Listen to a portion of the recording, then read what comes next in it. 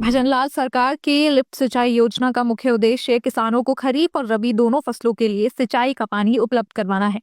उतराना पंचायत के किसानों के लिए यह योजना बेहद महत्वपूर्ण है क्योंकि यह क्षेत्र डार्क जोन में आता है और यहाँ पानी की भारी कमी रहती है, खासकर रबी की फसल के दौरान, जिसमें कृषि उत्पादकता पर असर पड़ता है। लेकिन अब इन गांवों के किसानों को सिंचाई के पानी के लिए तरसना नहीं पड़ेगा। यह योजना से मालियों की बाड़ी, पापदली, उतराना, बुडेल, चमावली और लाखेरी के आसपास के छोटे गांवों और ढानियों को सीधा लाभ मिलेगा। किसानों को अब सिंचाई के लिए पर्याप्त पानी मिलने से उनकी आर्थिक स्थिति में सुधार होगा और कृषि उत्पादन में वृद्धि होगी। उतराना माइक्रो लिफ्ट सिंचाई परियोजना बूंदी जिले की एक महत्वाकांक्षी परियोजना है।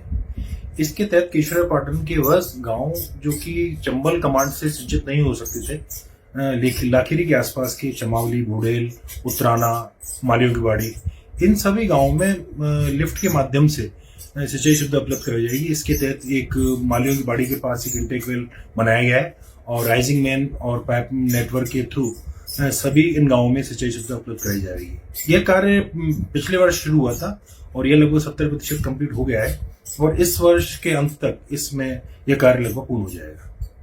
लिफ्ट सिंचाई योजना के तहत मेज नदी पर 19 मीटर गहरा इंटेक वेल बनाया गया है जो रबी फसलों को 24 घंटे पानी की आपूर्ति कराएगा। इस योजना के लिए 75 किलोमीटर का पाइप नेटवर्क तैयार किया जाएगा जिससे यह सुनिश्चित किया जा सके कि हर खेत तक सिंचाई का पानी आसानी से पहुंचे। इसके अलावा प्रत्येक 25 बीघा पर एक आउटलेट बनाया जाएगा जिससे किसानों को पानी की आपूर्ति सीधे उनके खेतों तक होगी।